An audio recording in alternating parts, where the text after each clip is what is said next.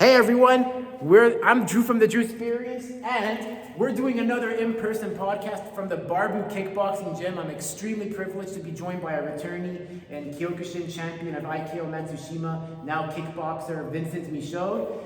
I got Nick Leboeuf, who's a Kyokushin turned kickboxer and killing it in the Quebec kickboxing scene. He's a high riser like a stock. And we got the man himself, Coach Francis Duguay of Barbu Kickboxing. Finally, he's been following, supporting. I don't like using the words following. That's kind of rude, and it's like he's been supporting since I started. It's just a big pleasure to have all three of you on finally. Yeah, well, it's a pleasure to be here. Thanks for having us. Yeah, thank you. Hey man, listen. I mean, when I saw Vincent at the Gold Cup in March, I said, Vince, we're thinking of doing an in-person podcast at Barbu, and he was like, yeah, let's do it. And yeah, that's what happened. So one thing came to another, and Gold Cup was very successful. Yeah, it was a really nice event. It was fun seeing the Kyokushin community being alive and well, especially after COVID. And the Gold Cup been gone for a long time. I wasn't sure how many people were gonna be there. But it was really fun seeing it really alive and well. A lot of competitors, a lot of schools, and it was really interesting. It really was. Honestly, it couldn't have been better. This is the first time since I've been with an association. I got the green light to do whatever. So you saw me all over the place running. Yeah, it was really interesting seeing what you were doing. Going to see the fighters, actually doing interviews, taking pictures, talking from people from different schools and stuff. So that was really nice. Building the community side of it, putting the spotlight on the fighters, not just on because I think in Kyokushin there's a lot of focus on schools, on organization, and not a lot on the actual people on the people we know the names of the fighter, we know Gilles Lamar, we know Mohamed Sheikh, we know big name Justin Michini, but who are they? What kind of person he is? So that's the kind of thing that's fun to see. That's the point. That's what I think is what I love doing with it. It's to humanize the practitioner. They're just like you and I. They have interests. When people I had a kid. One of the kids came up to me. I think his name was Rav, and he's saying, "Oh, it's the True Experience." And I was like, "Hey, dude," I go, "Please don't put me up here. I'm just like you. I have my specific." Yeah, that's it. But you have a platform, and if you can share that with other people, that's nice. That's the goal. And I'll never forget when you came on in the early days. We don't talk about my first show, that's Buried 6 Feet Under. It was a trial run. And then that's when I said, the Drew Experience on video, because everyone said, you got to put a voice to the face. So here we are, 2024, finally making it happen. Barbu Kickboxing, it's the fastest growing kickboxing gym. What I see, they're rising like a stock, and it's been consistent. So tell me, Vince, you know your story, and but we're gonna get to how you got Nick to come here, and how you met Francis. But I'm gonna start with you, Francis. How did you get involved with martial arts? Of course, like many children, I experienced many martial arts as a kid, and karate and so on and so forth. But in the 2000s, I was, I think, 14 or 15, 2003, 2004. I was a big fan of Hajime no Ippo, of course, the anime, right? It's like Dragon Ball and so on, so forth. And I went to have a class. Actually, it's funny because it's a Kyokushin school. It's the Varennes-Saint-Julie Kyokushin school. Sensei Serge Pavanché, for sure. He has it's also the Varennes Boxing Club. And my father took me there once, and I remember there was Sensei Serge, there was Leonard Kiewicki, who is now the owner and head coach at Club de Boxe Alias, if I'm not mistaken. And I came for my first free trial, and I was this skinny teenager, and of course I fell in love with boxing at first. And then from boxing, kickboxing, and that led me to, of course, move to go train in Longueuil, various places. I discovered Muay Thai. Big story there. Fell in love with Muay Thai, with kickboxing, started competing. But I'm a boxer at heart. I think that really shows in the style that I teach, the way I train people. and I don't like to think as boxing as only punching. I think a lot of people make that mistake when they transition into other martial arts. Let's say they move from boxing to kickboxing, Muay Thai, or MMA. They think, oh, I'm punching. Like, no, boxing is the art of positioning. So when you think of you tip your maigeri as a jab, well, then you can really like use this skill set of boxing and really put it in kickboxing, or position myself, footwork and so on, like the thinking part of boxing. So I really consider myself a boxer at heart, but of course discovered kickboxing. Now, when in my early 20s, I struggled a lot with mental health and alcohol and all the fun things. But yeah, I stopped competing in 2012, 2013. I had a big car accident and it put me out of the picture for a while, and I started coaching, but like in a very laid down, like oh, I'm just gonna like hold some pads and I'm just gonna give some privates. And over the years, it was never like the big focus in my life. I come from a maritime background, whatever. So anyway, in 2016, I was going like from Brossard to Saint-Eustache to everywhere to give privates, and I thought, well, it would really help if I could just bring all of these people together in one spot. And I changed gym a couple of times, and then I had the idea. I went and I rented a dance studio Biz that is on Mont Royal, right in front of the Mont Royal station, and I thought, oh, I'm just gonna bring these people together. And at first it was nothing like serious. It was just like, hey, let's just go do a group class. But then I really discovered my passion for coaching, and I think it's a completely different skill set than anything else. A lot of people talk about how great they were at fighting and how great they were competitive. I was not shit. I mean, I was not the worst, but I think what I'm really good at is coaching. And coaching is not just like instructing. It's like, it's more than just teaching someone technique. I'm helping you like grow as a fighter, as an athlete, as an individual in some ways. Like it's really like, I think more than that. I think that trainer doesn't carry the weight of that word. And I discovered my passion for coaching, and it just changed my life. I think I took a lot of experience since then, 2016. It's a while ago now, but I grew more serious as a coach, and through coaching you learn a lot. And for many years it was just like, you were at this little school, we had our first lease with the Aikido dojo, the building came, I don't know, many stories happened, and we found our home in the CrossFit gym on Saint-Viator, which was our home for many years.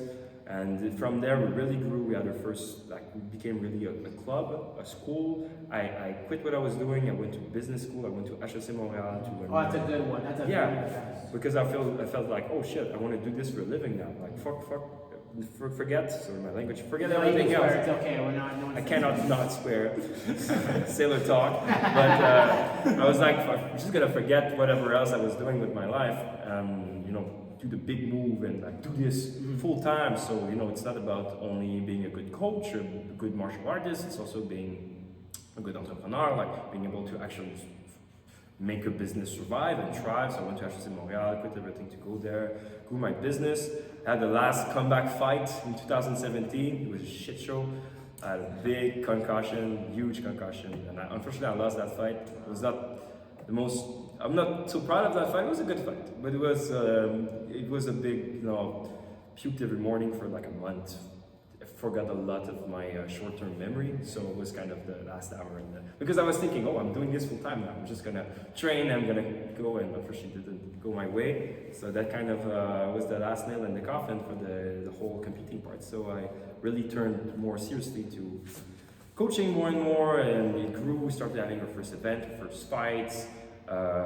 And then at the same time, the Montreal kickboxing scene, I would say, already existed since my days 2009, 2010, blah blah blah. But it grew more seriously, grew legal. We started having the first legal events in the city, and we kind of were there for all of this. I remember when the first there were always smokers, but like the first Angry Monkey. Rumble in the Verdungle smokers happened. We were there in the first event, and we were there really at the beginning of a lot of events that happened in the kickboxing scene in Montreal, and we kind of grew with them. And 3 years ago, I remember it was a pandemic, everything was closed. Dark ages. Events. We had the privilege of working with the Quebec Martial Arts Association, created with a lot of martial arts school owners to not to really. People say it was to reopen the gym. Yes and no. Yes, but it was really because we were not like sanctioned. Like the same with Kyokushin is not like. No, like with Karate Quebec, like there was no governing bodies to represent us, so we kind of got together just so we can have a link with the government. So these were the hard years, you know, for everybody else. And I was thinking, like, this is what I want to do with my life. And now where I'm training, I cannot go train there. And I figured I would just open my own place, and that was a crazy move to do because everything was closed. And I found this beautiful church basement. And just it was perfect. It's the perfect basement, guys. Trust me. If you're looking to take beautiful. it, look how spacious it is. 5,000 square feet. Drew Experience approved. 5,000 square feet, and you know, by that time our gym grew kind of bigger. We had experienced fighter already, and good relationships with many people. So I went and I bought the ring at Gamma. We had many people coming from Gamma, from the gym of Philippe Gilina, of course, and with beautiful historic ring from Montreal. A lot of fighters have made their first steps on that ring. And yeah, so we got the ring here, we got the mats, we started coaching, and the first week ever, this guy showed up because Vince invited Vince right first day, and Vince was with me, of course, giving Kyokushin training, and this guy waltzed in the first day. This young. I thought I was a douchebag. Yeah, Vietnamese kid looks. Yeah, I'm half Vietnamese. Okay. Yeah. You thought I was what? Don't think he shows. I would say Mick. I would say my guesses were because you know I like it. I like you know I'm a curious guy because you know I like learning cultures. So I digress here, but I would say for you, what I thought you were was either half French, half Japanese, half French, or Japanese, half Chinese, or half French, half Cambodian, maybe. So any Half Asian- Laval, yeah. half Vietnamese, so you know, whatever that stands for. Yeah. Matt, what is it with like people hating on Laval? I don't get it. I don't know because me and Nick Both were live there. the both Laval guys from the gym. Everybody Yeah. else comes from the neighborhood and stuff, and everybody's is always shitting on Laval, and we're like, it's the best. Yeah. It's like what is Laval true to anybody? It's Laval like, people, you know. I have friends who live in Laval. Like, what is this? Like, we're all in the same province. We should be getting along with each other, no matter our language. Even if I don't speak a word, I speak French. Mon français c'est dans la poubelle. Mais non, mon français c'est bon quand j'ai bu le vin. That's the point. Just like when I went in Japan, my French really improved at the sayonara party. That's great. You went. So basically, he comes on the first day, but It was open training. I just went there to hit the bags. The double end bag, I remember perfectly. Yeah. With your hair waving around. I thought I was good, but not really. No. Well, because back in the day, like Nick was competing in Kyokushin, and he was doing really great. He was defeating a lot of fighters. Like he was beating all those black belts in tournaments and stuff. Nick never got his black belt because of circumstances, COVID and everything. But like he would have been ready to do it, but it never happened. But like he was defeating guys in tournament, black belts, any guys you would throw at him, and he was really doing well. So when he came to kickboxing, like not that he had like a complex, but like he came from our dojo. Like Nick was like the guy. Me and Nick, we were like the two top guys at the gym, and like kind of come in a new gym and you kind of got the attitude, but then kind of got a reality check quite fast. You know? I did the first sparring. Everybody got a plan until they get it in the face. Everyone has a punch. Everyone has a punch. They get punched in the face. Everyone thinks they're a fighter too. Yeah. If you could play all the Tekken and Street Fighter, hey, I'm wearing my Ken Masters hoodie, Team Ken all the way. But then when you get into a real fight, you're gonna learn the hard way. Yeah, for sure. But you know, it was already great. And you know, when you come from Kyokushin, it's so different. You know, you're used to hard combat, you're used to hard fighting, and he already had beautiful kicks, and he was already a movement fighter, he was already aggressive, and it was not my first time coaching a Kyokushin fighter. Of course, Vince, and shout out to Centre de Karaté Jacques Dupont. I've been with you for like 2 years in 2010 or something. Hey, as a former guest. Yeah. I was like only a few months or a few years. Did he have the beard back then too? Yeah, I was tiny, like tiny, like pirate musketeer beard. I only did I don't know, a year maybe with them, but it was a beautiful experience. And yeah, they were great. They were really good. With Jacques Dupont, but it was at Regional Assumpta. And yeah. High school. Yeah, you're high school, but I don't know, you were in kindergarten back then. I don't know. You were, but yeah, beautiful. But you know, I learned when I was there for my short time that Kyokushin fighters are tough. They're tough, and he was already good moving, beautiful footwork. For some guy that on his first day of kickboxing, of course, but no boxing at all, no hands, of course, no concept of protecting his face. Yeah, that's the thing. And very, straightforward, stand and bang. But you already had all of this pool of experience, and I don't like the word talent, but I think sometimes I'm discussing here, but people look at Nick and they see the wrong thing. They see the athleticism and they see the insane discipline. And it's true, we're gonna maybe talk about this later, but his amount of discipline is unparalleled. For an amateur athlete, nobody does that. It's like the way he trains, nobody does that. And that's his edge. People are like, oh, he's only been doing kickboxing for 2 years and a half. And I'm like, yeah, but he's been doing kickboxing for full time 2 years and a half. But people miss the point. It's not the athleticism or the kicks and the karate background or the discipline. He's an extremely fast learner, and you know I've trained hundreds of people. And you show him a concept and like live on the spot, he just assimilates it. And you know it's like I show him something and I'm like, oh, he got it. It's done. And he still work to do on it, but he understands right away, and he progresses so fast. And we started this way, but I think a lot of people want to prove that they are the best. They want to prove that with the skill set I already have, I am the best, and I'm going to show you. But Nick doesn't think like this. He's thinking, I'm going to become the best. I'm going to become the best. So every fight counts. Since the first day, since the first fight, 2 months after he started, 2 months insane. You got the first fight? Yeah, insane. Would never do that with anybody else. Full disclaimer, by the way, that the kid. I wanted to fight after 1 year of kickboxing, but he was like, I gotta fight for you. I'm like, let's go. It was. I wouldn't do that with anybody else. I was just like, this is raw talent. Let's go in there. Let's figure it out. Yeah. We'll figure out what happens after. Yeah, it's not like the first time kicking. Everybody that ever threw a kick knows he's been kicking for many years. So. And how did you get started in karate? Actually, like, what was your inspiration? You know, Vince watched the Three Little Ninjas. He watched Dragon Ball Z. Oh yeah, Dragon Ball Z. He had Super Saiyan 3 Goku. For me, it was like it was a mix of Dolph Lundgren, Tekken 4, the storyline, especially when you find out that Jin Kazama does Kyokushin Karate in Tekken 4 to unlearn Mishima. And here's another thing I found out. That dojo in Australia was Cameron Quinn's. Cameron Quinn had like a deal apparently with Cameron Quinn had some contact in Namco that put that in there. So it was in Australia. That's what his student Ben Adjuman told me. So yeah, it's mixed in there with Dolph Lundgren and Tekken, and I'd say Dragon Ball. I'd say. So how did it start for you? For me, it's mostly Dragon Ball, but the first origin that made me just like fighting in general was Power Rangers.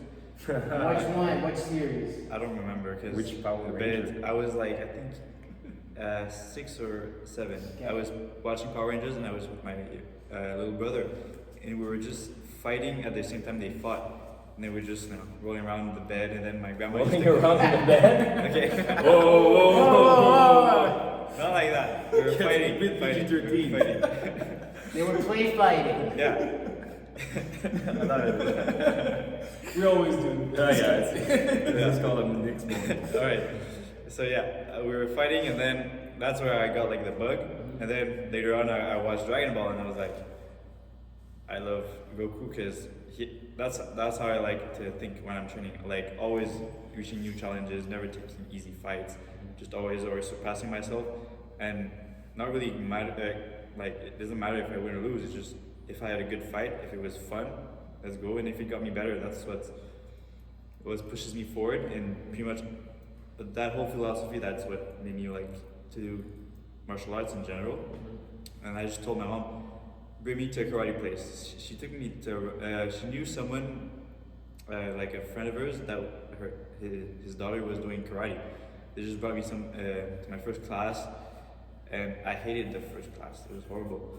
I was just shy, and I went there with because I thought they were gonna lend you like clothes. Oh, the The gi. gi, yeah, the gi, and You were naked? no, I went there. I was still in my jeans and I had socks on. I did a class with my street clothes. I was I was there. so I was like, look at that guy.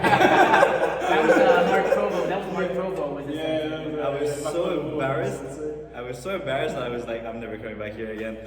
But someone over there just told me, oh, you're gonna come back. She was so nice. I'm like, okay, maybe it's not so bad. So I did the second class, and then after like 2 weeks, I already wanted to compete, to do like a kumite. But Mark said no. And I went to see my category, because I went there, I still did the kata competition, but I wanted to see my category. And I was like, I would have died. Like people were big. Usually, you know, there's no weight classes in Kyokushin, so people are just. I'm not a big guy, so like. You know, Yeah, this was the Wild yeah. West back then. But even now, I think lightweight is like 160 pounds and under. But back then, like when I started, I weighed I think 120. Oh, Yeah, And oh, then- he was small. He was yeah. like 15 years old. And then, like at my heaviest, I was like 140. But like when I fought someone like 160, it's not the same. It's just like you don't hurt them, but they can hurt you. And so that's why Vincent taught me how to move. In Kyokushin, people don't move a lot. They just stay there and then stand and bang most of the time. So you know, when I fought people that are like my size, I stay there because it doesn't matter. But if they're slightly heavier, I'm like always running around. Yeah. And that's how I got my edge. Usually is running around and hitting, getting out, hitting. Because they didn't know what to do. People just don't know that stuff. It's something that you know, they don't really cheat. Just be tough, and that's it. But you can't be tough if you're lighter. So Speaking of which, because you went with Mark, how has Mark been? Because Mark, he had like his cancer, and then it was like he just retired basically. What's he Yeah. doing now? Is he just enjoying life with I his? think I don't have a lot of contacts with him Okay. because we're both really independent kind of guys. So Yeah. like, if we don't like see each other, we're not gonna like Yeah. text each other and stuff. But I know a bit like from other people, like I heard. But he's doing good. He's really into CrossFit and healthy living style and stuff. I know he's kind of out of karate, but he's just enjoying life like with his family. Good. So, but like, I'm from what I heard, he's doing great. Yeah, it was like he gave a lot of energy and time when he was running the school, when he was the director, when he was training teams for competition, and putting a lot of effort, and then us doing knockdowns. It's like he was really like he was doing all the paperwork. He was giving class. He was really like, I don't think anybody has been working as hard as Mark. And he was has a full-time- working. he had He a had a full-time- full-time yeah, job. full-time He had a child. He had like wife. his wife and stuff like. He was all over the place. Always, he's hyperactive in his mind. So I don't think there's I don't want to say condition, but I know Mark is he's a driven guy. yeah, he's driven. There's always something running. Like it's not What's stop next? what's next? Go. Like he's not the kind of guy who takes a break. So I know even now if he's not in karate, I know he's doing CrossFit. I know he's seeing friends. I know he's doing renovation. He's doing like he's getting stuff done. That's for sure. Yeah, I remember I had him on my show. It was like the one time I actually cried when he told the story about battling cancer. That was yeah, a wow. tough episode, man. Yeah, and he like the episode you did with him. Like Mark isn't the kind of guy who talks a lot about that stuff too either. So this was like a really like moment that like, oh hey, for everybody who doesn't know, like This is the kind of guy you're getting, Yeah. and that's what made me respect him even more. Like, and that's he's such a nice guy, and like you guys had like at the time, like in your school, like I mean, I don't know if you know this, Francis, but like, back then Shinku Dojo was Vincent, it was Nicola, it was I think Sophia Asal too. yeah, right? yeah. Sophia was another one. There was like a few others, and they were always there. There was always like this rival.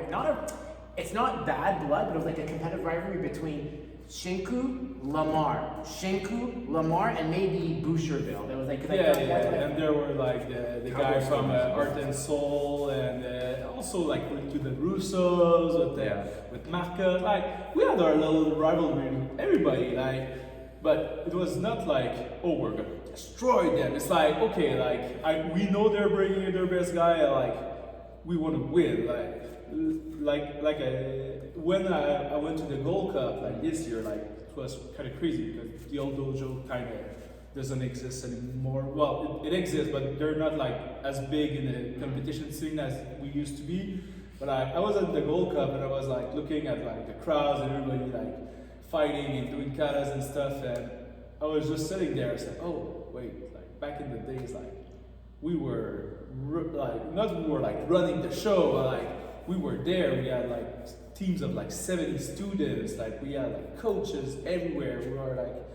We had an We operation. were getting trophies, first place, second, third, and like always all over the place. We're getting plaques and trophies just because we had the most students, and then for the most wins and trophies and stuff. And I was like, oh, and then I was just sitting there, I was like, oh my god, I know there has been COVID and Mark leaving the dojo and kind of a lot of stuff happened, but it was kind of weird, like seeing that, like, oh, it's not the same as when the time we were there. So that was like a big like shift. COVID kind of aged people, kind of aged in a sense, like people, their interests, like some say like, no, I don't do that anymore. Like some said at the time, like I was really into like MMA, then I was really obsessed with doing the Drew experience. And then, you know, you said you battled mental health, I battled a lot of mental health too, and very open about it. I battled some addiction too, not alcohol or drugs, but just other areas. We're all human at the end of the day. I mean, after you lose both parents at a young age too, so that doesn't help. But more or less, it's like, and then, you know, I kind of like, when I was at the Gold Cup, it was kind of like a step in back to saying, how do I take the Drew experience forward? Because I took a long break, and when I went to Japan, because people were saying, where's your podcast in Japan? Some of them, and I said, it was like, I mean, like, I'm on vacation here. I'm just doing this in a different format, and I came back, and then, you know, that's the thing. You got to rebrand, and, you know, sometimes you could say, do I stop it or do I rebrand? And I have to find a way to kind of get reborn again. Yeah, that's it. So that's what happened. And but yeah, honestly, so that's crazy, those stories, like how you guys used to like do all the tournaments. So basically, you all come together now, and now the kickboxing scene is growing. Sure. And especially since like 2022, like I don't know, Yeah. like, I think Yeah. ever since like spring of 2022, when things just came back to normal somehow. Yeah. It's like event, and then you're getting in it, and you're getting involved, and then you're coaching. How do you manage? Like, how do you manage all of it? Like, it must be so hard to keep up with the paperwork and all the bookings. How do you do it? How do we do it? Well, for me, it's my full-time job. It's what I do every single day. Wake up go to the gym, and I often leave very, very late at night. But it's a passion. I'm driven. It's what I want to do with my life. It's not easy. You have to not quit. That's my secret. So I give a conference at Collège des Neuf. They ask me, how do you do it? I'm like, just don't quit. It's an option. Just never do it. Just never quit, and then you're never quitting, right? But that's the thing. You're just never quitting. It's a lot of work, but I'd say that most of the work is really it's not planning the fights. We have beautiful, incredible promoters in Montreal doing this for us, giving the names. They do the matchmaking, but it's the fight camps. I think that what gives us an edge at our gym is we take our fight camps extremely seriously. We treat every fight like a fight, every exhibition fight like a championship. Like every fight is taken very seriously. We have a detailed fight camp, a game plan for every fight. We have like a training program, weightlifting program. We have like a cardio program. Like we really take care of our athletes. I coach them for free. I do like hours of pad work with them to make sure that they're ready, and we like to, I think that's it. We like to treat people like people. Like we don't want to think of them, it's just a fight or just one of them. No. Every person is getting in the ring and they're risking their lives. Hopefully it never happens, but you know, it's still a very dangerous sport. You can get injured, you can get maimed, you can get concussed, you can die. But so we really take our fight camp seriously, so it's a lot of work, plus running the business, plus giving the classes. That's why I have a beautiful team of coaches. I have Vince, I have Sam. Sam is an incredible Muay Thai coach. I have Jose, who's going to fight his first fight at FTC in Collège de Maisonneuve soon. We have a beautiful team of coaches around us and many more, like Rafael and so on. But I'm giving most of the classes. Nick also is coaching too. I forgot, but it's kind of a coaching training. But it's beautiful. It's what we do. It's what we do full time. I think also a lot of people, not a lot of people. I think all the serious martial art clubs, the serious fighting sports clubs, they're doing this. Like this is their job. This is their career. Some people are hobbyists, and there's nothing wrong with this. But at the end of the day, it's their sideline, and for me, it's my full time. This is your life. It's my life.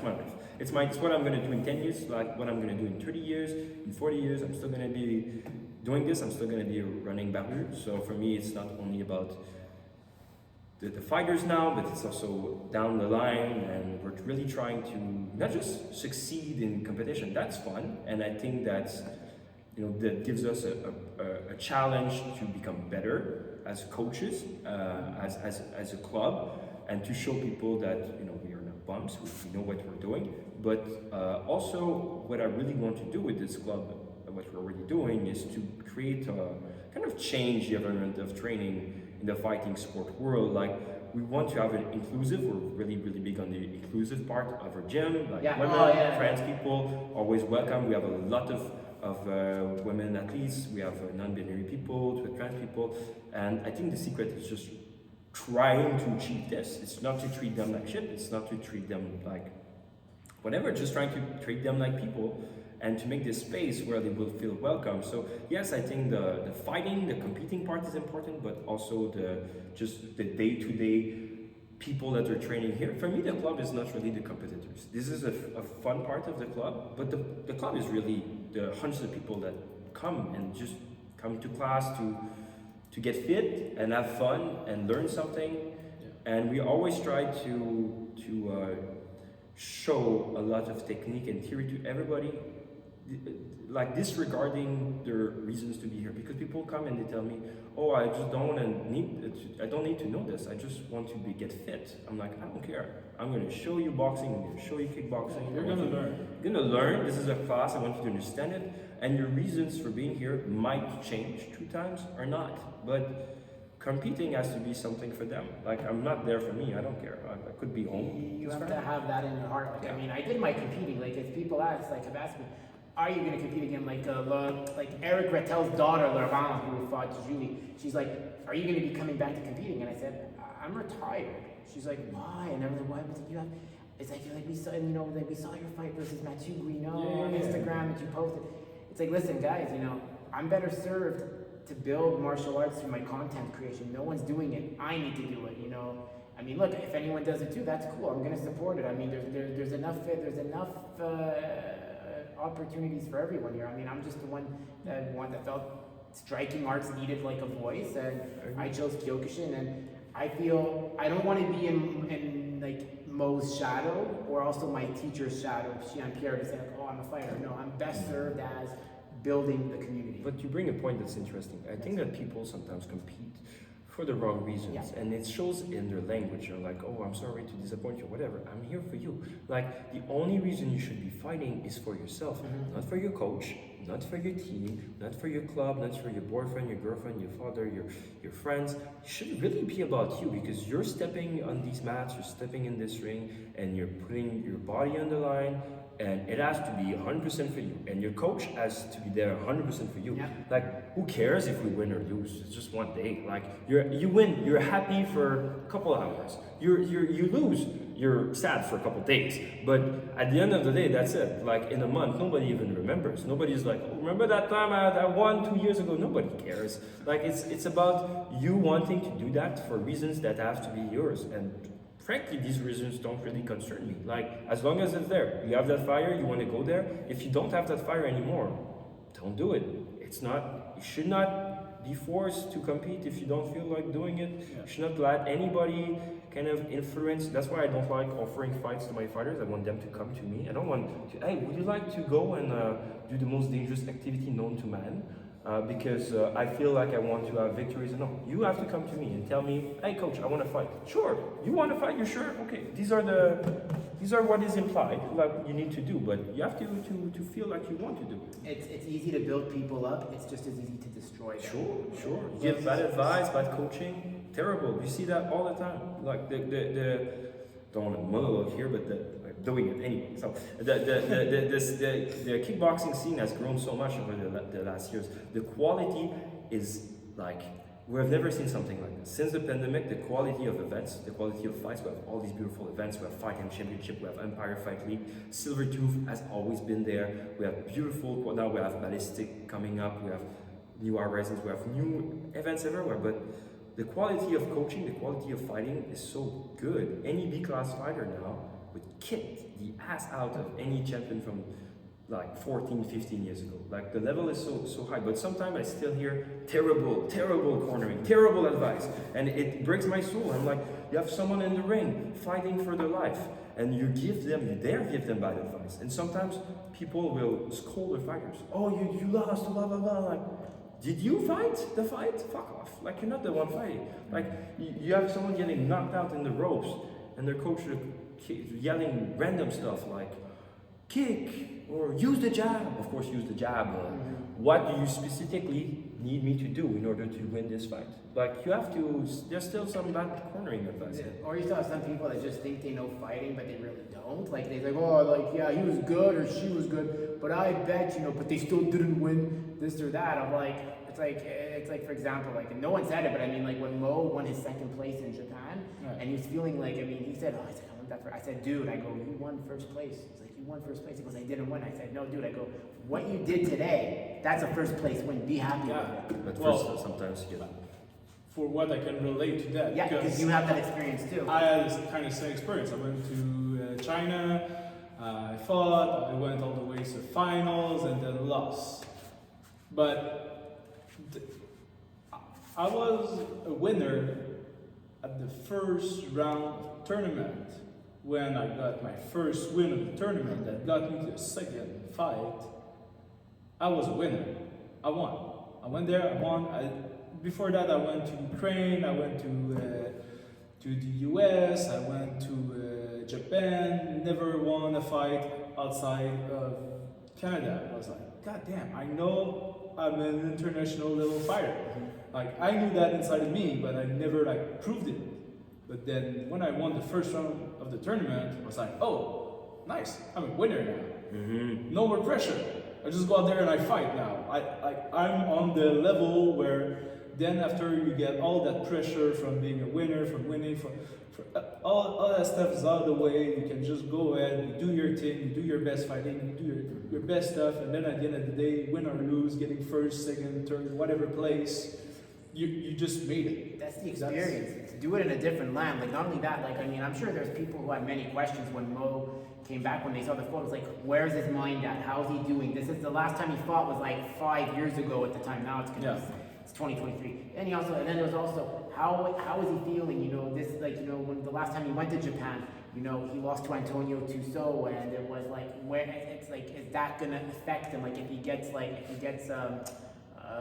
kicked to the face again. Man, he just went in there, enjoyed it. That was Jean-Pierre really kept the teams not just close, but kept them calm, kept them prepared. Not only that, Sebastian Cans, who I gotta give a shout out to, one of the best from our dojo for Kyokushin coaches. The way he coached and coordinated Mo and others in that tournament. Sensei said, if to all the parents, if you have kids that want to really learn kumite, put them with Seb. His IQ was insane. And Sebastian. Sebastian was one of the best at the time. And not only that, to see him and Mo, you have the fighter and the mind come together. It's like you and him and you and him. Yeah, how amazing is it? It feels like you're in the last dance in a sense, where it's that's the missing piece. Yeah. You need that missing piece. But I think that yes, it's about analysis in the way martial art, but it's really about knowing your fighter. You have to know him, and nothing beats a relationship. A relationship with your fighter, nothing beats that. I don't care. Sometimes I see owners of very famous clubs, they come and they corner a guy, they don't know him. He's a stranger to you, he just does your classes sometimes, and you're giving him you have no idea what's his fighting style, and you have no idea what he's experiencing. Nick and me, we train we train every day. We sing every day of the week. Yeah. So we for hours we just did a 30-minute round together, and we know each other so well. It's not just about the technique. It's about I know what he's feeling when he's fighting. I'm in the corner and I know what is going through his like the way he's thinking. I know when he wants to lunge into a Superman punch, and I know when he and you can establish that trust. Like in the last fight, I was yelling backstep, and he was not like thinking, why is he telling me? He's just doing it. It was just backstep. Like a Pokemon fight, just Yeah. boom. Yeah, you do it. You have this trust, but this cannot be faked. You cannot force someone to trust you. You have to build this. It takes time. Yeah. You know, it takes so much time, and that's why this game. That's why, like, when someone asks me, they're like, "Why?" They're like, they ask me, like someone asked me, someone asked me, how did you like meet these legends in such a short time? It's a relationship game. You got to know. You got to build that trust. You got to show you got good intentions. There's good apples. There's also like a few, there's always going to be bad actors no matter what field you're in. But I mean, if you show you have good, as you said, if you do good, good will come to you. Yes. And I live by that. I try to be good. I'm not perfect. We're all human. We all have our bad days. We try. But we try. It's patience goes a long way. Well, like Francis said, it's being a coach. Yes, it's about what happens in the ring, but it's what happens outside, right? You want to have an impact on those people. Like I take when I was coaching Kyokushin, like I was teaching kids and stuff, but like those kids, like, am I making them happy? Are they having a good time? Are they making friends with other kids? Am I like in the kickboxing class? Okay, take a partner, nice. And then two guys they never got together, and now they're partner for that day. And you see them at the end of the class. They're over there drinking water and having a conversation. Hey, I made two people become friends today. Like that's not fighting. That's not whatever. It's community. It's just Yes. community and relationships. That's what's making it great. When we go to events, when we go to tournament, when we go to competition, like you go there and you see that guy from that other gym and say, "Hey, I saw your fight. That was really nice. Like I didn't get the chance, but hey, I really love the work you do." And then some other guy you never heard about come to see you, say, "Hey, you're Barbu, yeah? Your crowd is amazing. Like your crowd is great." Like, that's nice. Like, This guy gets like big Naruto energy. Oh, He yeah. gets friends with all of his opponents. So Yeah, he defeats them. Sometimes he gets defeated, but always gets friends with them. He's like this is like anime life. joins us as martial artists, like you fight someone and it's such like a personal thing. You fought before, right? Like you live something together, so you have that respect. And then once you have that respect, like you're just happy. You have that respect, then you just talk to them, and they do what you like. So If we want to take a moment to talk about your last fight, this was the biggest signs of respect and that I've ever seen Yeah, in I a fight. saw. I was But like, you killed it, man. Thank you, Let's thank talk you. about it. Let's hear about yeah, that. that was I lost the fight, but for me it was the best fight I ever had. Like from the morning till the end of the fight, I was happy, I was confident.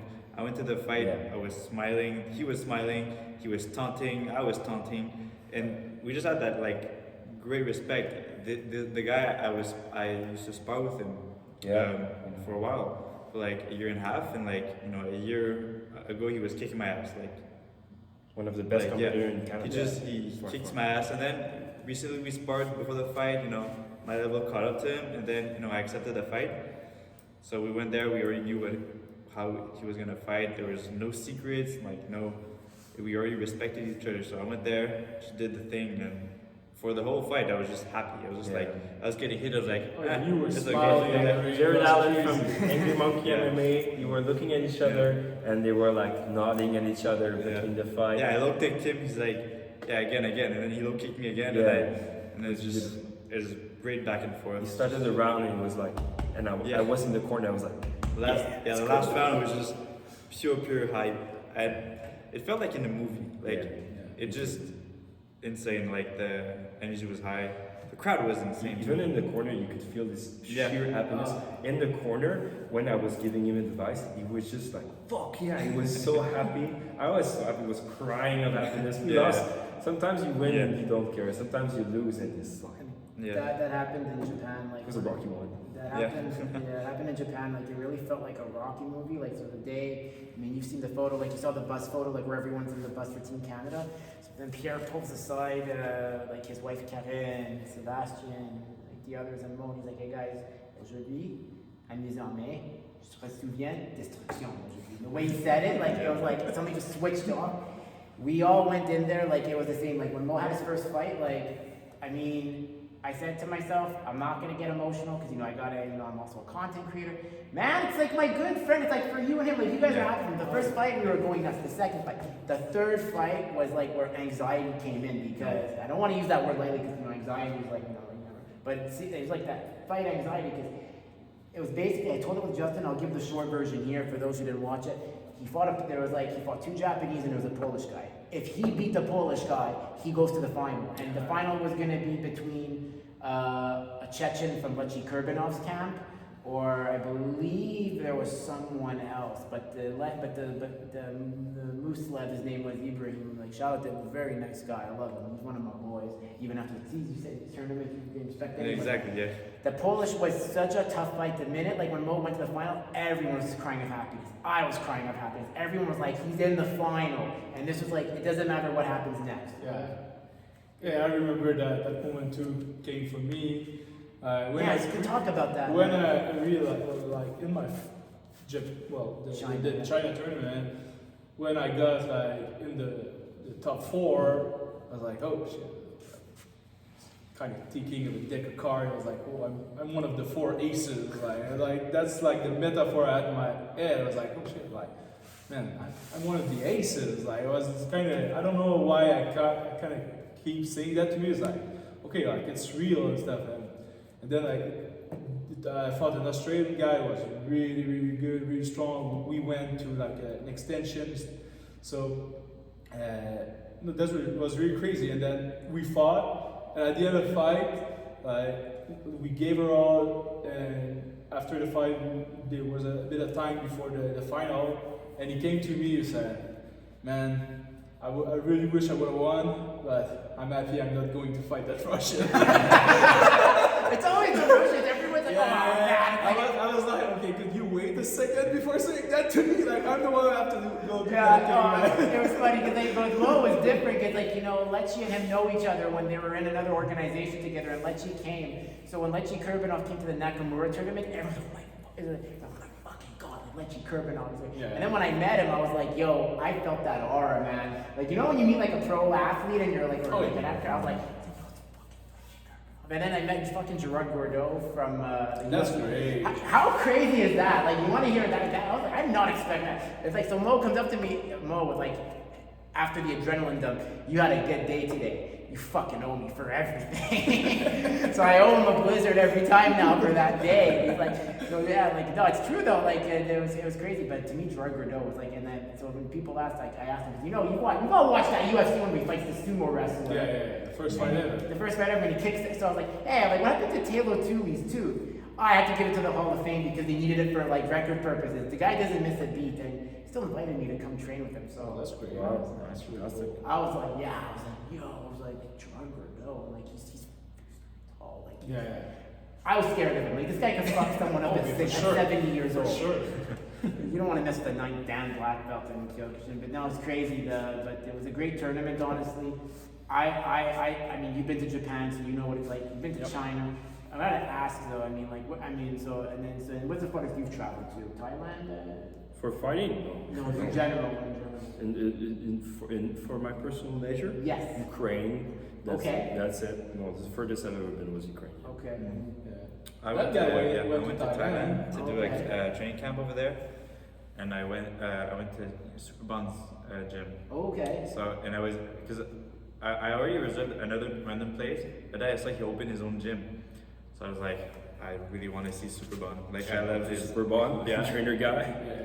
I was seeing his fights online, and I just think it was the best thing. So I canceled that. I went to his gym, and for the first few weeks, I didn't realize how bad was how Thai is trained.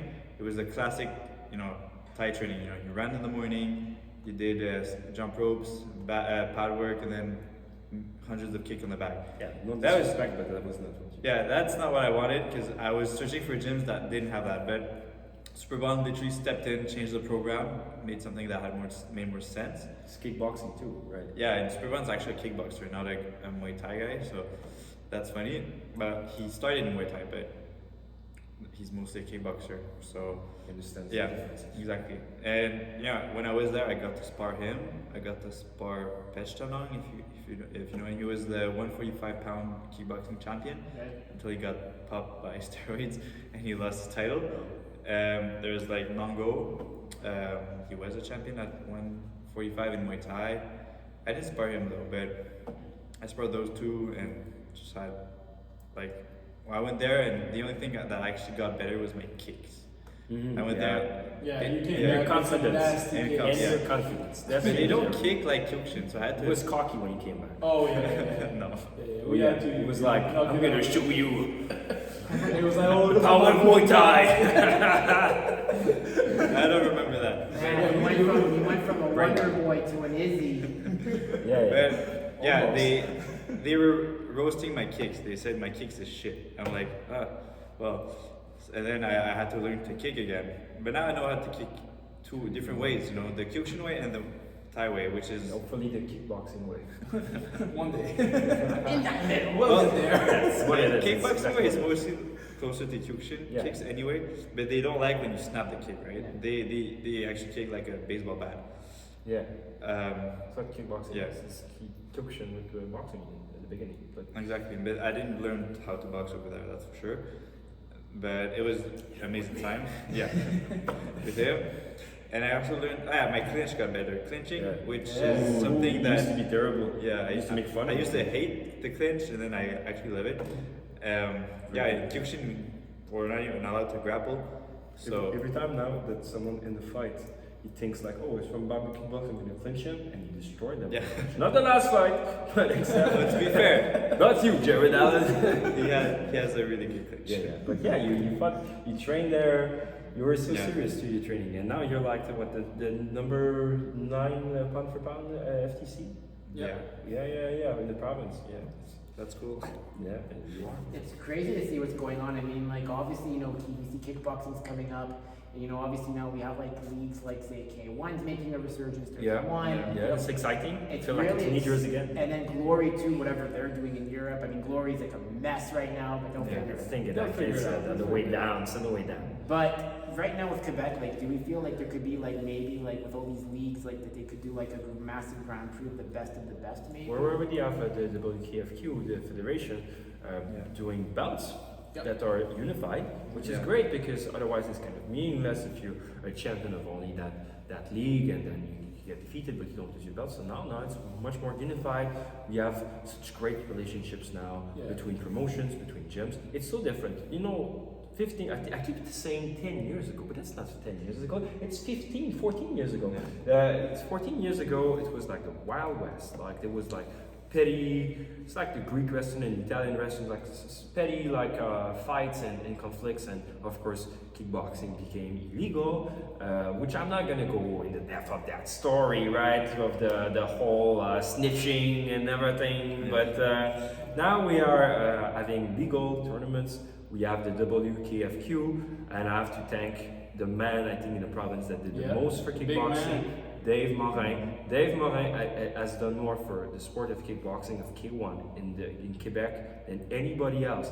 This man, this referee, senior referee, this judge, has organized, not alone, with help, because he's wise, he's not crazy, right? He Yeah. didn't do anything by himself. He built a team, he built a community, he bring people together. He brought us to a level of professionalism that is like just.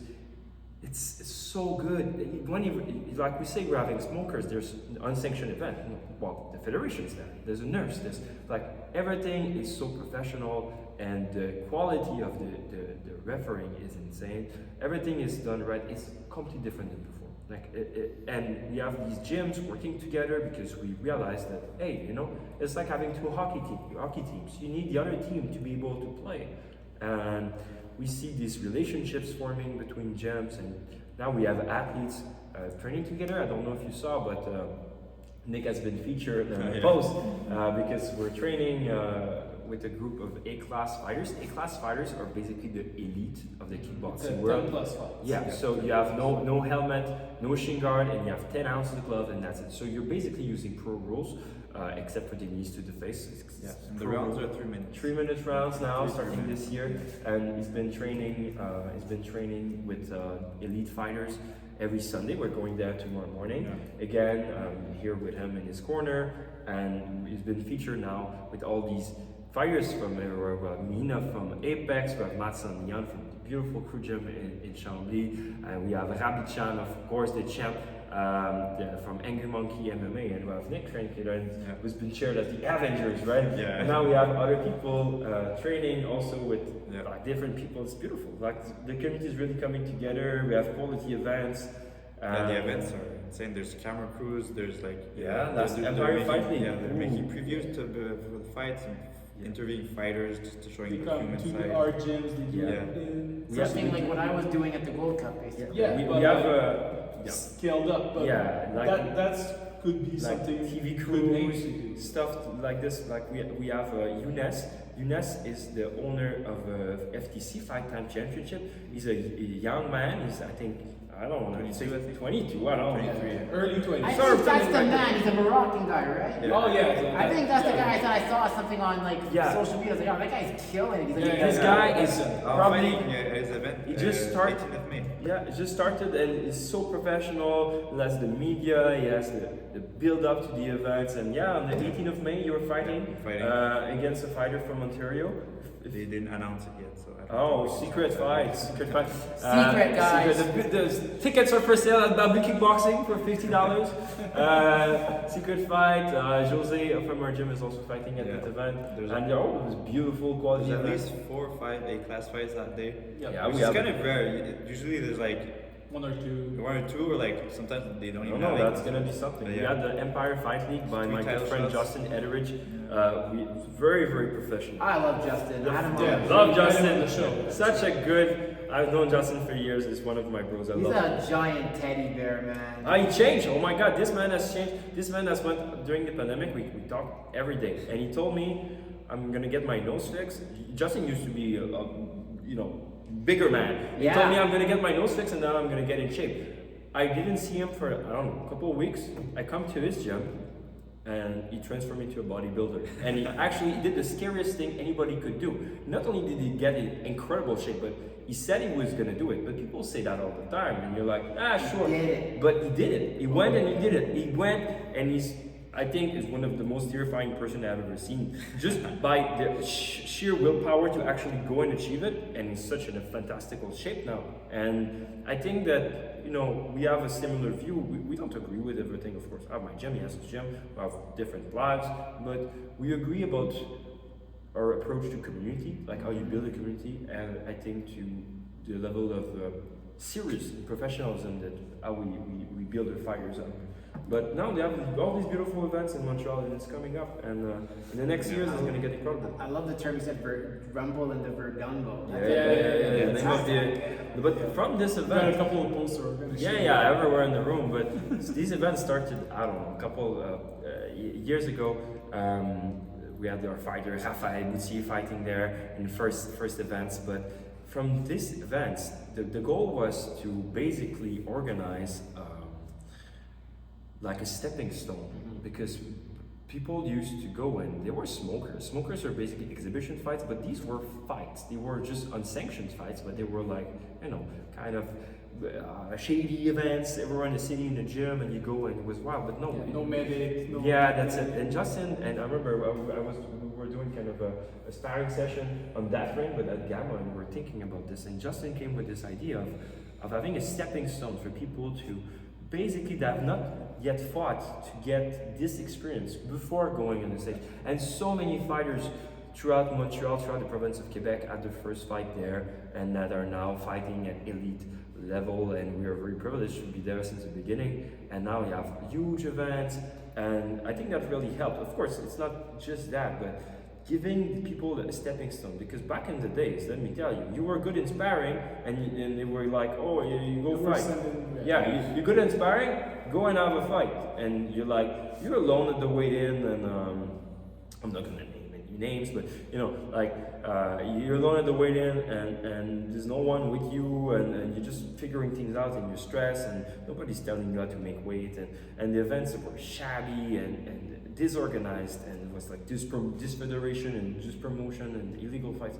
And now it's so professional, and we have people who they really understand the sport of kickboxing. They understand the sport of Muay Thai of kickboxing. They understand how to fight, how to build athletes, and we can have these beautiful, high quality level events. And someone like him training full time every single day to achieve his kickboxing dreams. Who's gonna do Want to be pro, honestly, one day.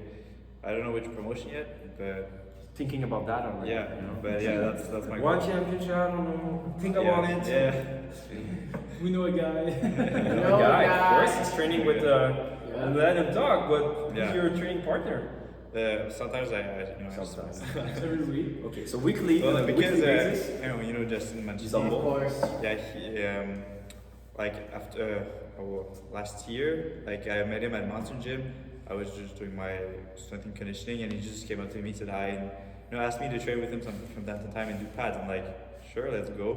And I did pads with him for a while, and then he told me he could introduce me to John DiBella. Oh. I'm like, Oh, oh, championship. that was. He's someone that Justin wants to have me host on my show. That'd be insane. Like, He's such a Really high nice quality fighter. Yeah. He's such a scary dude. oh yeah, like so I started training with him, and immediately I realized how training with him is is scary. Yeah, he's a scary Like person. he's a really scary person. Good guy. And when he's in like sparring mode, he has a switch on. He's like really mean. He doesn't care about you. He's just there to do his rounds. He's gonna hurt you if you have to.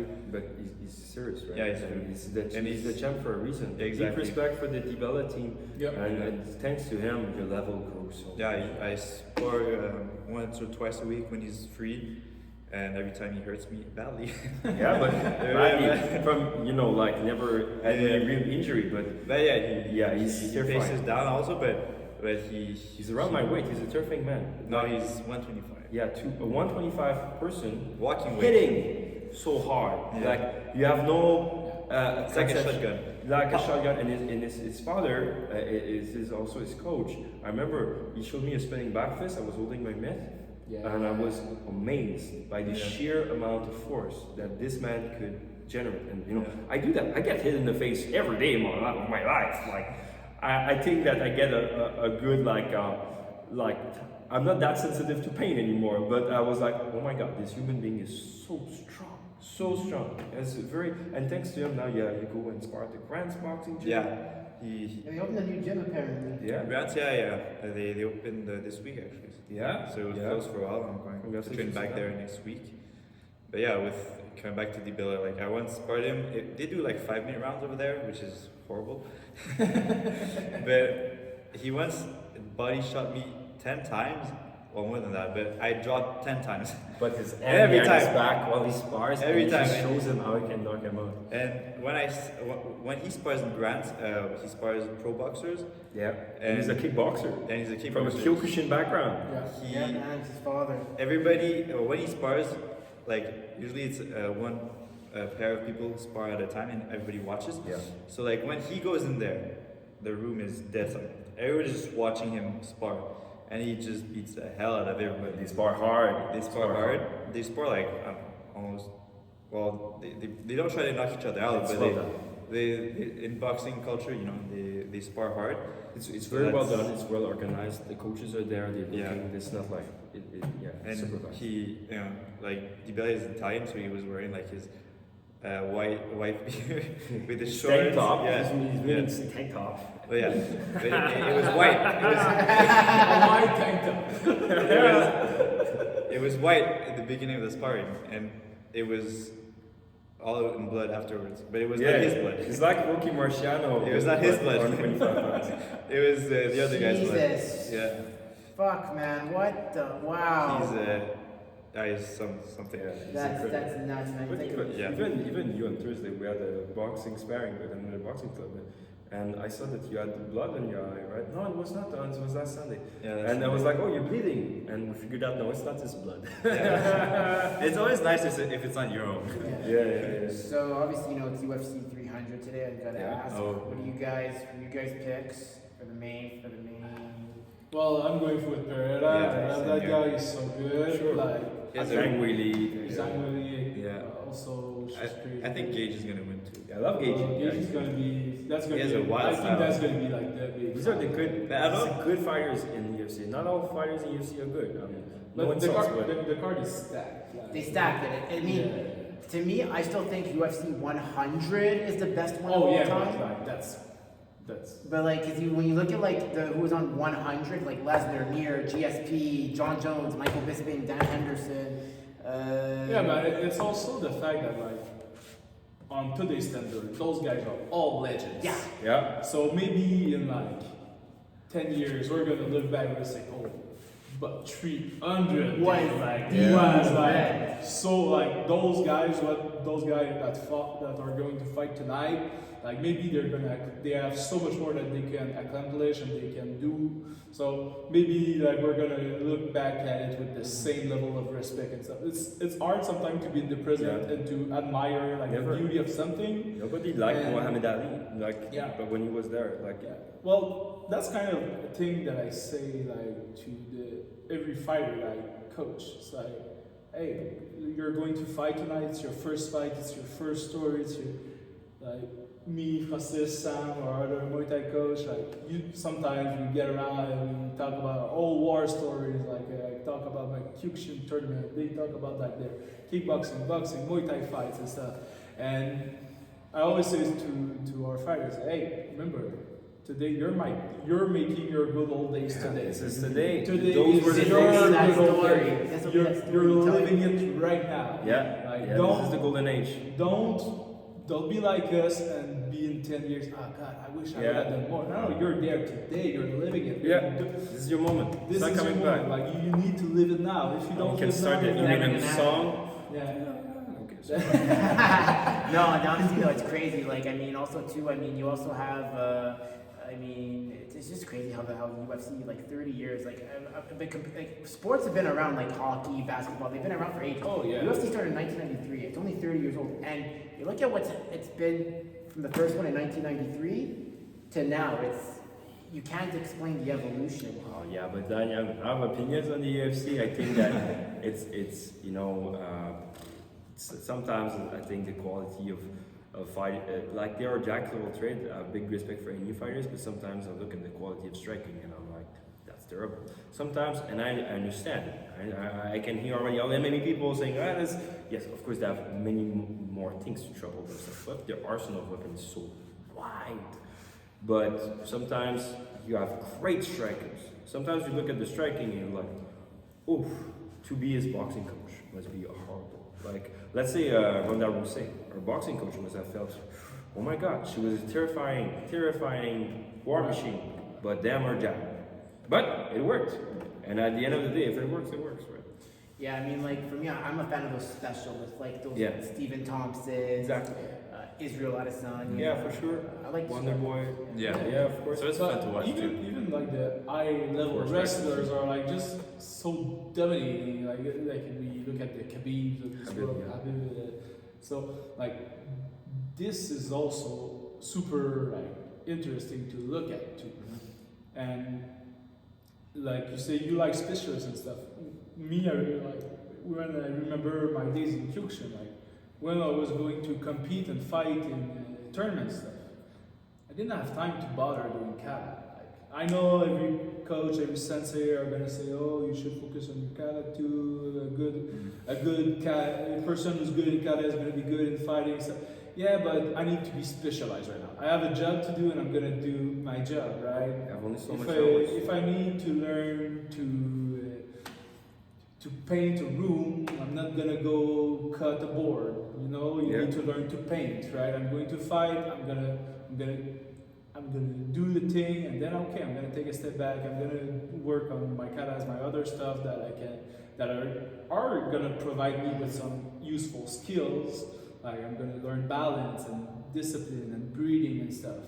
But right now I need to apply it, right? So you need to refocus your attention sometimes on what you're actually doing. And I think like with MMA, sometimes you're so much all over the place and you want to polish so many skills at the same time that's tough to get a finished product that is actually quality. Like, some guys can do it. Like some guys are like really good, but I think specialists are just so much more spectacular because of that. It's entertainment. We're They entertained. got that weapon that is like unbreakable, and that's crazy. But as you say, you know, you have so many hours during a week where you can train, Yeah. and these things are great. But where should your focus be right now? Because the time you take to, let's say, work on your bunkai or kata, or you work on your P-bag skills, you could be doing something else, and that something else could be resting. That something else can be working on your skill set. But you have to have focus. If you have let's say you're in a fight camp, you have to have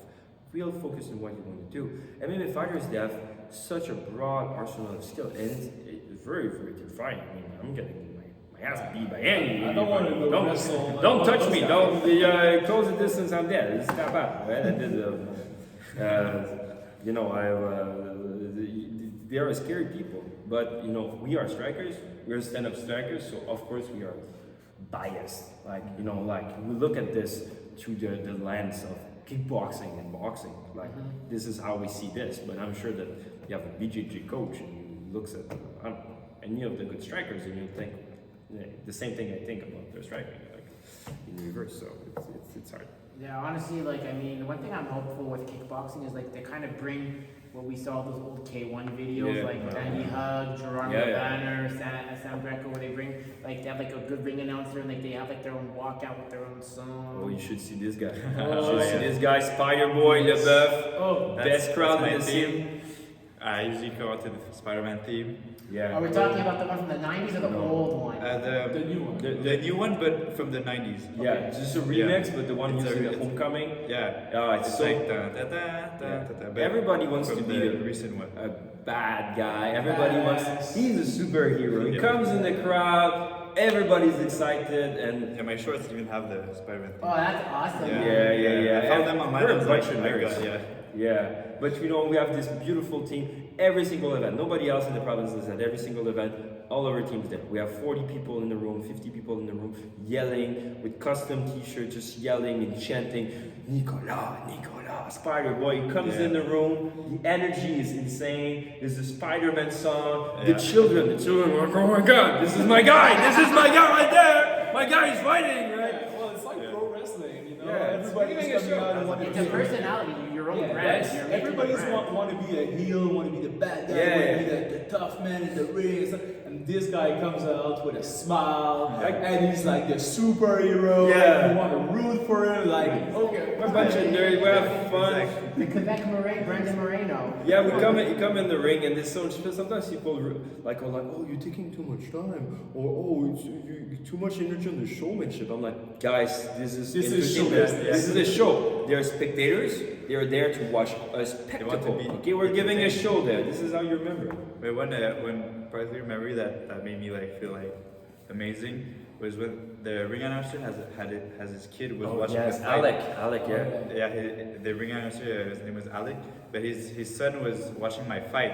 And when I won the fight, he said my favorite person won, or something like that. Yeah, we had that a was video of him, and he was thrilled. like, Spider-Man is fighting right yeah, now. Like, for him, I'm like Spider-Man. I was like, oh, that was so hit good. my heart. Spider Boy! Oh, it was That's good. perfect, yeah. And the crowd always like, there's always people we don't know just gets in the energy. Some Yeah. people hates it, but let them hate it. Yeah. What are they gonna do? We had, like, a Come couple fight of us. haters, but they were just jealous. Yeah, what the Yeah. fuck? Oh, they don't like what we have. Well, it's not theirs. It's Yeah. ours.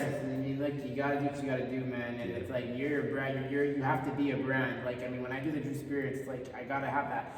I mean, yeah, some say, the problem with Kyokushin too is you and him both know. Yeah. Yes, there's the traditions, there's the importance of, being like the, yes, and say. I'm trying to be the Dennis Rodman of Kyokushin. I'm trying to push the envelope. You gotta push the envelope to bring that modernity. Yeah. And I mean, it's working. I mean, as long as you keep it respectful, you're a good example to others. That's what I love about my Pierre. Like he said, I allow you to do what you do. Because if I find out that you're misbehaving in any sort of way, I'm not going to give you those opportunities again. So, That's it. yeah.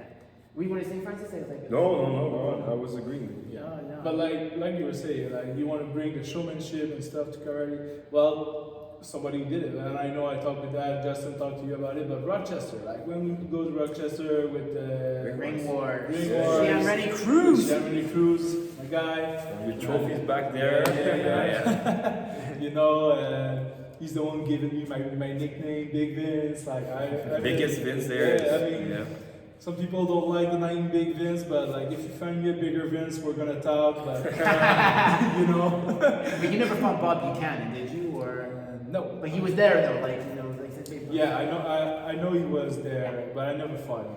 But like Rochester, like there's all the respect and stuff, but with the showmanship from boxing, from kickboxing, and it's in a ring, and it's a 3-round fight instead of being like just a 2-minute one and done, and like I just came and like 2 minutes and didn't go my way through the judges, and then I'm done. It's like I had more, but it's fun to have like this system of 3 rounds. Like you can actually do work, and if you mess up in your first round, well, you can come back and try again. Like figure stuff out and like build your game on a longer scale, because the competitive like 2 minutes for a round and then it's done. It's tough to actually really show all of your skill set and all of your strategic mind, and I think that's what's missing from Kyokushin a bit, like being able to actually apply a strategy over a long fight. Instead of just like 2 minutes and then that's it. Yeah, of just trying to just burst everything and like kind of vomit everything and trying to make something stick. Yeah. That's a strategy. Sometimes it can't work. You just sometimes it's always the stronger that. Most of the time, it's the strongest guy that wins, or the heavier. And sometimes it can't always be that way. Like if you have more time, you can build through it. Like let's say you low kick.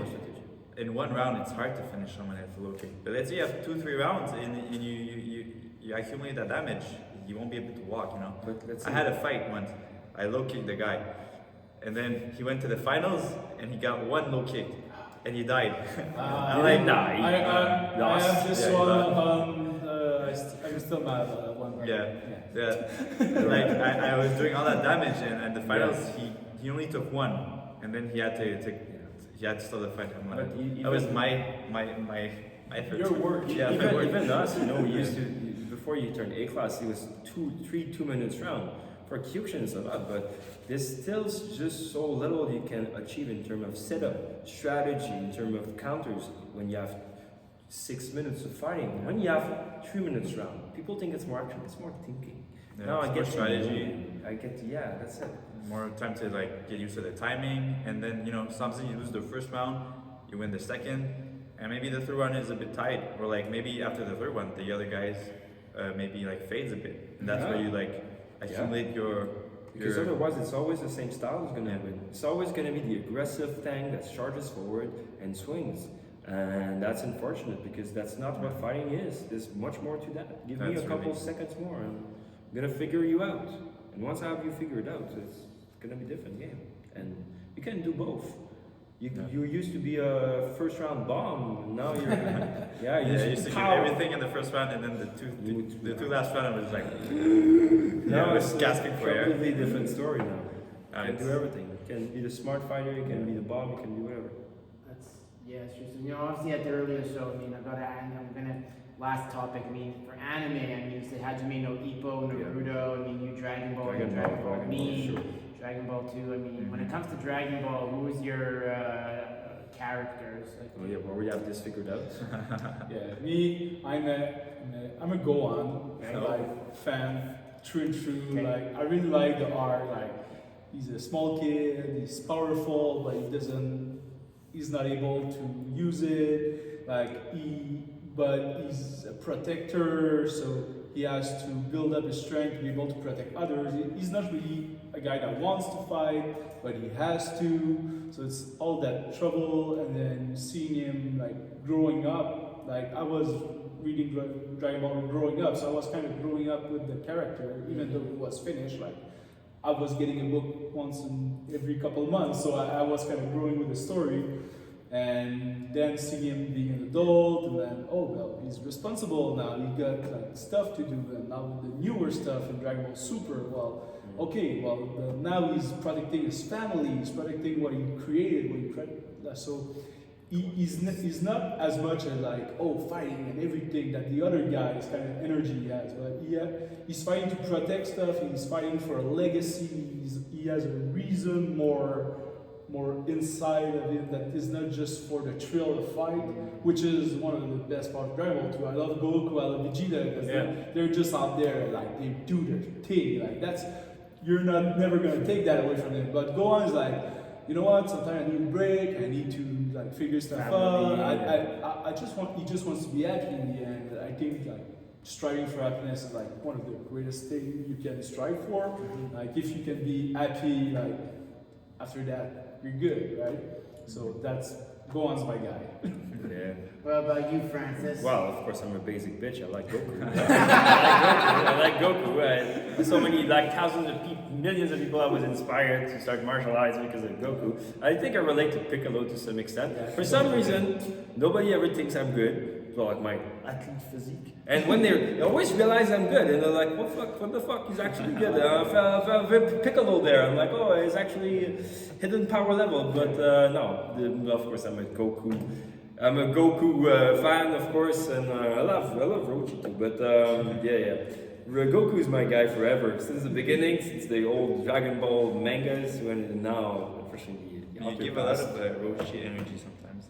Well, no, it's not. What's It's the mustache. The nosebleeds is living alone in the island. What the fuck? No, coaching style. Coaching style. Oh yeah, I make him do the milk crate things with the bike. Yeah. I'm not getting chased by dinosaurs. Yeah. At first, there was a lot of weird conditioning we used to do. Yeah, but it's just silly. So if you've never had a full conversation with Nick Leboeuf, but I have definitely a very, very unique way of training people, especially to do pad work. Pad work is very fucking intense. It's really violent too. But we're not done with the Dragon Ball thing. Yeah, I have a very violent pad work. Yeah. With him. We're not with the first people who come in the gym. I'm not like, Shka, let's go. What about you? Huh? What's your... It would surprise everyone, but it's actually Yamcha now, actually. Yo, that was like It would be Dragon Ball, but for completely like opposite reasons for why he likes Gohan. Like I love fighting just to fight. Like when I used to do Kyokushin, I used to dread doing katas and kion, and I was just doing it to pass the time, or just because I had to do it. And I'm like, no. Well, every time I get to the tape. Yeah, I did it to just fight afterward. To me, it's always fighting, always getting myself better from fighting. And when I translate all my things, all my philosophy when I want martial arts, translate to my real life too. I want to get better, just in my relationships and at school or whatever. Just always the constant push to get better and better and better every time. Like I'm never actually satisfied, but I don't beat myself up for it. Like I'm not like a perfectionist. I feel like if I'm a perfectionist, I just get myself crazy. Oh, if everything's got to be perfect, I'm gonna be crazy. So, but if it's just better every time, I'm happy and like It's always better. Yeah, exactly. It's insane. That's what I want. Just constant push of getting better and having fun at the same time. Like I like to have fun, have a challenge, and that's what pushes me most of the time. Well, all the time actually. Yeah. For me, Future Trunks.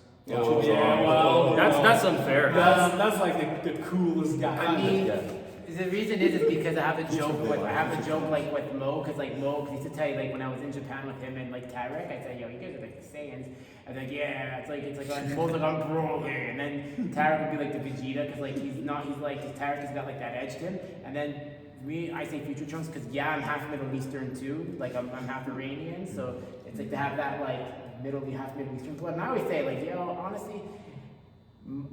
North Africans, Middle Easterners, and like those from those like former Soviet countries, they're bred for combat sports, whether it's wrestling, kickboxing, 100%. Yeah. So that's where the Future Trunks equivalent comes in, because my dad was Iranian, my mom was like Bulma in a sense. So that's why I love Future Trunks, and it's like very conflicted because it's like, yeah, he's that good guy, but he does have to make like tough choices. Yep. Where it's like, and you know, he understands that like he's not perfect either. So that's why I always like the imperfect characters that you can like that they're not heroes, they're not villains, they're in like that middle. And that's how I am too, because like, yeah, like I mean, I feel sometimes like we can all be enigmatic, but I like Future Trunks for that. And when it comes to Hajime no Ippo, Yeah.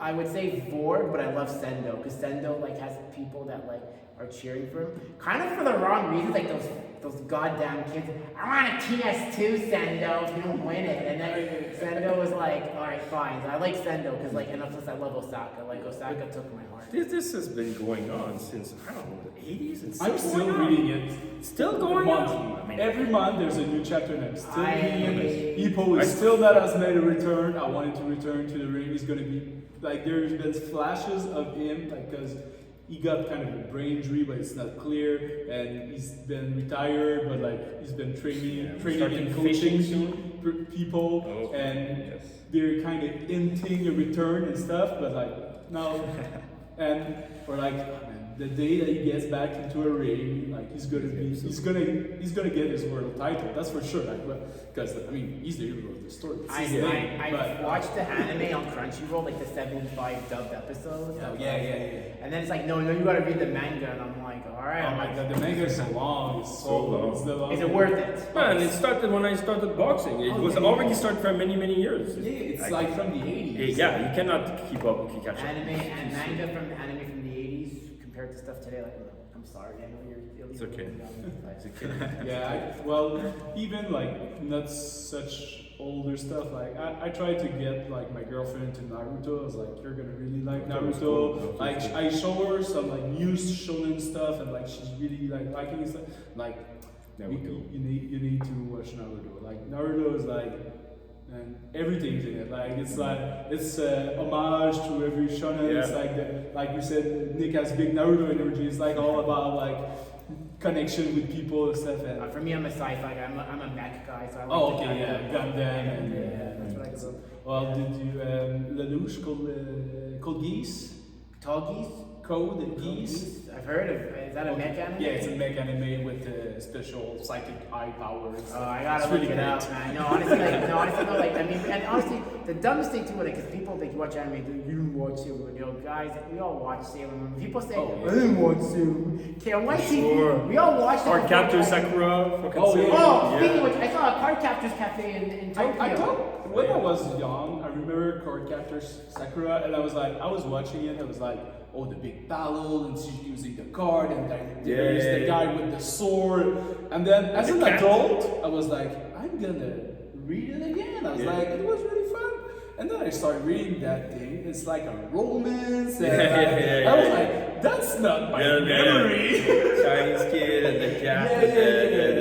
For me, like my exposure to anime though was like in 1995 when, that's when everything was just upside down, like in the world. I mean. 1995 was a weird year, man. Like it's like I just like saw like Dragon Ball came out to white TV back then, the original one, and Sailor Moon was on, and then that's when I saw Sailor Jupiter for the first time, and that's why ever since then, like, so all my friends, like, for those who know, like honestly, I always say Sailor Jupiter is like to me is like the one that like there's a reason why like all women are beautiful, but the reason why I like brunettes is because they're You heard the story of it like brunettes.